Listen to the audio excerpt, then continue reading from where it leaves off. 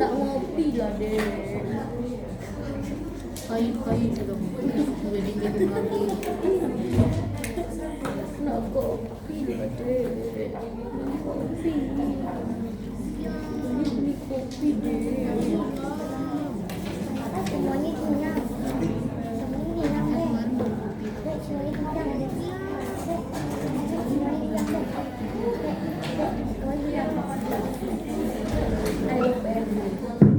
Assalamualaikum warahmatullahi wabarakatuh. Sebelumnya izin memperkenalkan diri, kami dari kelompok 8 dengan saya sendiri Najwa Kopifa Farhana dan rekan-rekan saya ada Safa Marwa, Syakila Leoni, Oktavia Maharani dan Anissa Salsabila. Nah, kami di sini akan mempresentasikan hasil diskusi kami tentang studi kasus kriminologi pinjaman online sebagai penyebab terjadinya kasus pembunuhan mahasiswa Universitas Indonesia.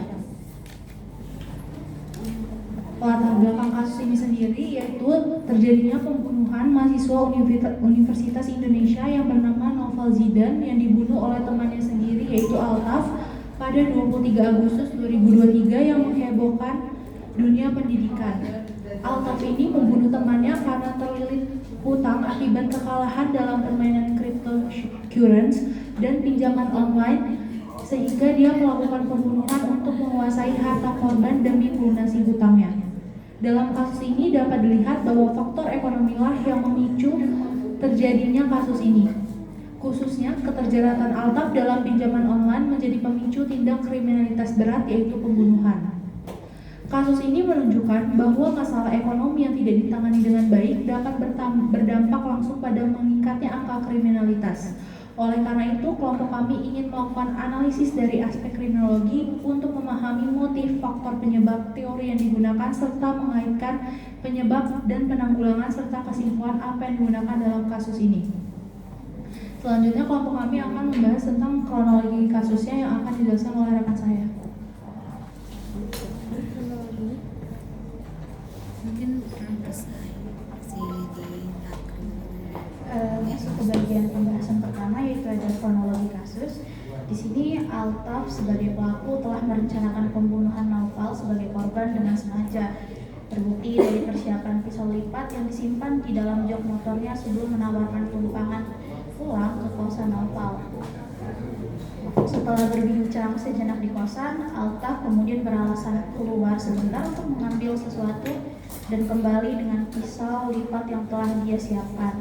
Ia kemudian langsung menyerang Novel yang sempat melawan dengan menggigit tangan Altaf. Namun pada akhirnya Novel pun tewas setelah ditusuk di bagian leher dan juga dada.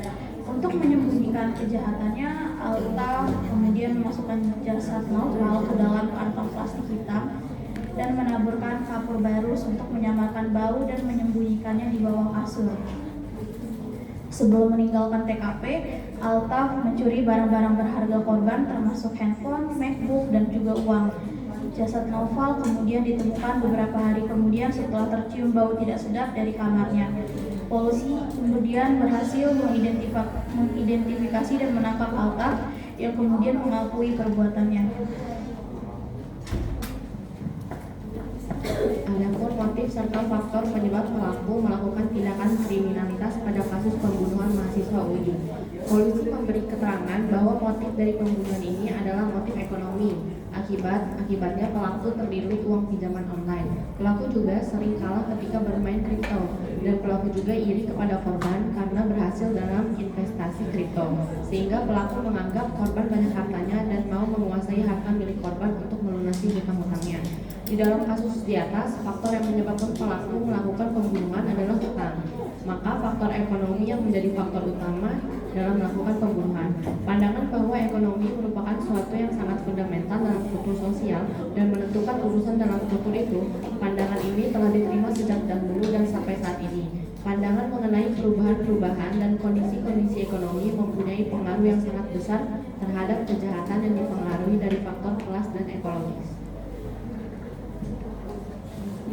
Kemudian teori kriminologi yang berkaitan dengan kasus pembunuhan mahasiswa UI. Teori yang paling berkaitan menurut kelompok kami adalah teori anomi Durkheim.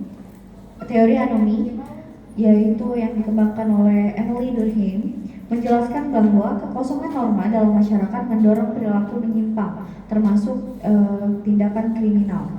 Pada kasus pembunuhan mahasiswa UI, pelaku yang terlilit hutang pinjaman online mengalami kondisi anomi, di mana ia tidak lagi merasa terikat oleh norma sosial dan memilih jalan pintas kriminal.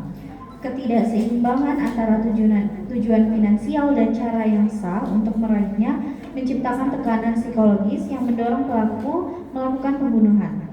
Durkheim berpendapat bahwa perubahan sosial cepat dan ketidakadilan sosial memperparah kondisi ini, membuat pelaku mencari kepuasan melalui tindakan kriminal sebagai alternatif memenuhi kebutuhan yang tidak terpenuhi melalui cara yang benar. Hilangnya kontrol normatif sosial akhirnya membuat individu lebih rentan melakukan kejahatan sebagai pelampiasan ketegangan atau ketidakpuasan. Lalu, upaya yang dilakukan aparat penegak hukum dalam menangani kasus pembunuhan mahasiswa UI ini, yang pertama penerapan hukumnya.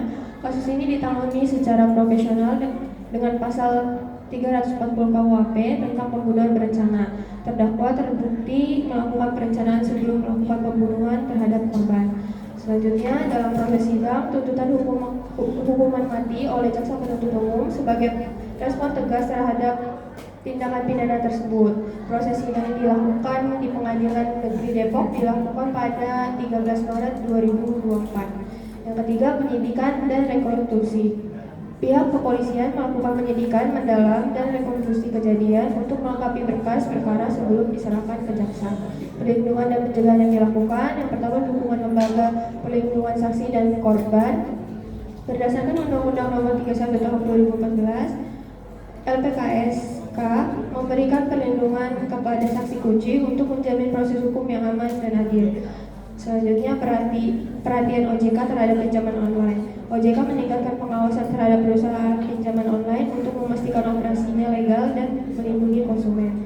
Selanjutnya, edukasi masyarakat tentang risiko serta cara melindungi diri dari pinjaman online ilegal. Adapun pembahasan kelima yaitu mengenai data pinjaman online berdasarkan kasus pembunuhan mahasiswa ini. Dilansir dari Fintech OJK, Otoritas Jasa Keuangan Indonesia, yang menunjukkan beberapa fakta penting terkait pinjaman online yang dapat dikaitkan dengan permasalahan yang menimpa mahasiswa, yaitu yang pertama, sebanyak 41% pengguna pinjol berada pada rentang usia 19 sampai 34 tahun, yang mana rentang usia ini mencakup kelompok usia mahasiswa.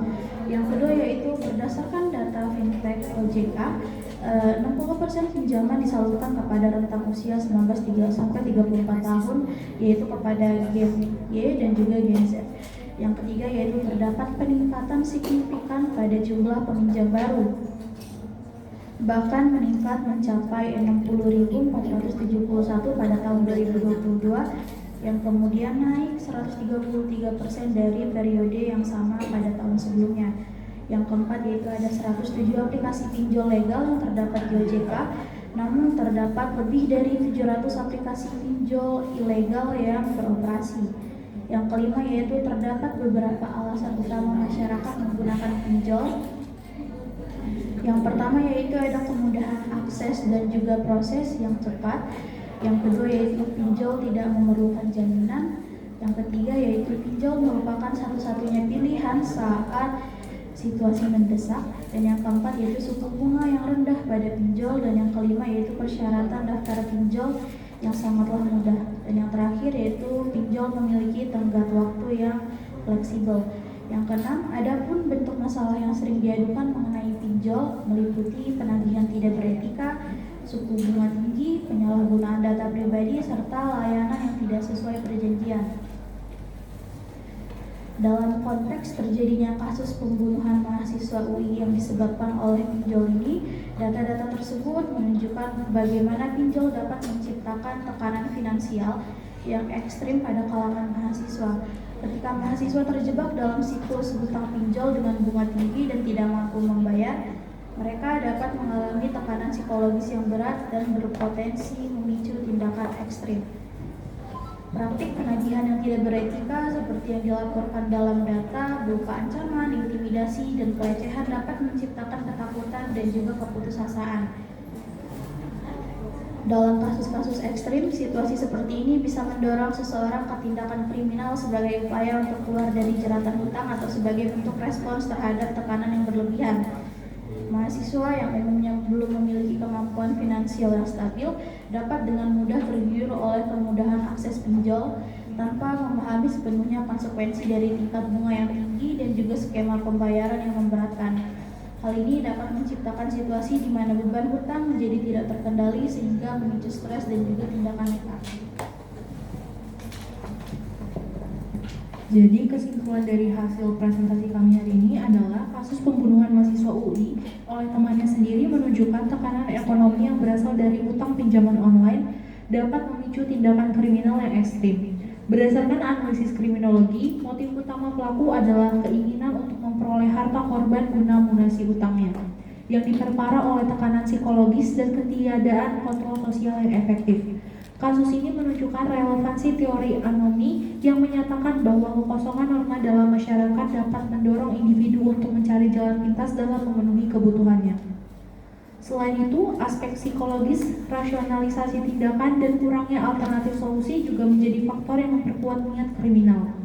Penegakan hukum dalam kasus ini telah dilakukan secara tegas dengan menjerat pelaku menggunakan pasal 340 KUHP tentang pembunuhan berencana. Kasus ini menjadi bukti bahwa aspek sosial, ekonomi, dan psikologi sangat berperan dalam pembentukan perilaku menyimpang yang membutuhkan penanganan menyeluruh dari berbagai pihak. Mungkin tibalah kita dalam akhir presentasi kali ini. Di sini saya akan memberikan kesempatan untuk teman-teman menanya dengan jumlah 2 pertanyaan. Dengan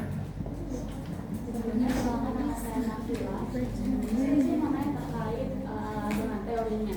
Itu kan berarti kalau teorinya itu teori anomi ya. Kalau menurut kalian itu kasus ini bisa nggak dikaitkan dengan teori asosiasi diferensial yang artinya pola perilaku jahat tidak diwariskan tapi dipelajari melalui pergaulan yang akrab. Oke, terima kasih atas pertanyaannya. Selanjutnya yang belakang. Boleh sekali lagi nggak lebih keras suaranya? Jadi di dalam case ini, apakah terdapat kegagalan institusional dalam pencegahan kejahatan di lingkungan kampus? Dan bagaimana konsep routine activity theory dapat menjelaskan situasi tersebut? Terima kasih atas pertanyaannya. Kami minta waktu untuk berdiskusi. Menjawab pertanyaan yang pertama, tadi pertanyaannya apakah bisa dikaitkan dengan teori asosiasi diferensial ya? Jawabannya bisa. Kasus pembunuhan mahasiswa ini bisa dikaitkan teori asosiasi diferensial. Kenapa? Karena yang pertama itu prinsip dasarnya memiliki referensi dengan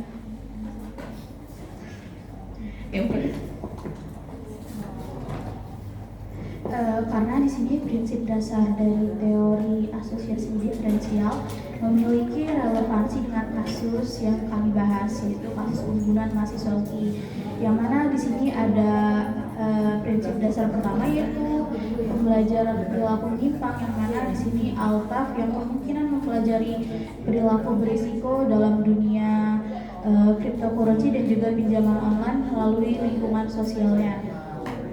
Dan yang kedua yaitu prinsip dasar kedua ada interaksi dalam kelompok sosial. Sebagaimana seorang mahasiswa Altaf yang berada di dalam lingkungan kampus yang juga pastinya memiliki tekanan akademik dan juga sosial tertentu. Kemungkinan Altaf dalam hal ini terpapar pada komunitas yang mendorong pengambilan risiko tanpa mempertimbangkan konsekuensi. Dan prinsip dasar yang ketiga yaitu ada definisi yang menguntungkan terhadap pelanggaran hukum. Altaf mungkin mengembangkan rasionalisasi bahwa keadaan ekonomi yang rusak akan membenarkan tindakan ekstrimnya, yaitu dengan cara membunuh korban. Apakah sudah cukup? Terima kasih.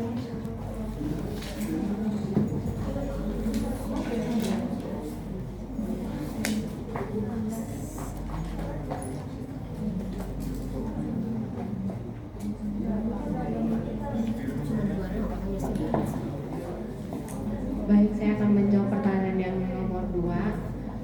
Tadi pertanyaannya bentuk-bentuk kegagalan institusional dalam kasusnya kan. Nah, kegagalan ini dapat terjadi pada berbagai tingkatan dan melibatkan berbagai pihak dalam institusi kampus. Yang pertama, kegagalan dalam edukasi dan literasi keuangan. Itu meliputi kurikulum yang tidak relevan. Kurikulum mungkin tidak memasukkan materi yang memadai tentang literasi keuangan digital, seperti resiko pinjaman online legal maupun ilegal, dan pengelolaan utang yang sehat. Lalu yang kedua, ada kegagalan dalam sistem pendukung dan bimbingan, yaitu keterbatasan sumber daya konseling. Layanan konseling kampus mungkin kekurangan staf yang terlatih untuk menangani masalah keuangan yang kompleks, termasuk ketergantungan pada pinjaman online dan dampaknya terhadap kesehatan mental. Lalu yang ketiga, ada kegagalan dalam pengawasan dan keamanan, yaitu kurangnya pemantauan aktivitas mencurigakan. Kampus mungkin tidak memiliki sistem untuk memantau aktivitas mencurigakan yang terkait dengan praktik pinjaman online ilegal atau penagihan yang mengancam di sekitar lingkungan kampus. Lalu situasi dengan konsep routine activity teorinya, yaitu teori aktivitas root ini menjelaskan bahwa kejahatan terjadi ketika 3 elemen utama bertemu dalam ruang dan waktu tanpa adanya penjaga yang cakap. Yang pertama itu ada motivate offender, yaitu pelaku yang termotivasi. Dalam konteks ini, pelaku pembunuhan adalah individu yang termotivasi untuk melakukan kejahatan, kemungkinan karena tekanan ekonomi akibat utang pinjaman online. Pinjaman online dengan bunga tinggi dan praktik penagihan yang agresif dapat menciptakan tekanan finansial yang ekstrim, mendorong seseorang untuk melakukan tindakan putus asa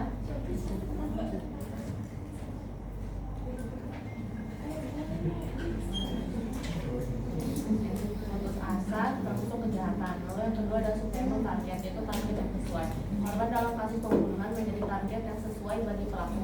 Faktor-faktor seperti ini kedekatan mungkin teman atau kenalan di kampus, kerentanan memiliki barang berharga atau dapat dimanipulasi, atau kesempatan tempat dan waktu yang salah dapat menjadikan seseorang target. Lalu yang ketiga ada absence of capable guardianship, tidak adanya penjaga yang cakap. Ini adalah poin di mana kegagalan institusional berperan penting. Penjaga yang cakap tidak hanya merujuk pada petugas keamanan fisik, tetapi juga mencakup sistem dan mekanisme yang dapat mencegah terjadinya kejahatan dalam konteks kasus pembunuhan akibat pinjaman online di kampus ini. Dan tidak ada penjaga yang cakap dapat berupa kurangnya kesadaran dan kewaspadaan, lemahnya pengawasan dan intervensi, lalu kurangnya dukungan sosial. Apakah cukup? Mungkin sekian presentasi dari kelompok kami. Mohon maaf apabila masih banyak kekurangan baik dalam hal penyampaian dan materi. Sekian dari kami. Wassalamualaikum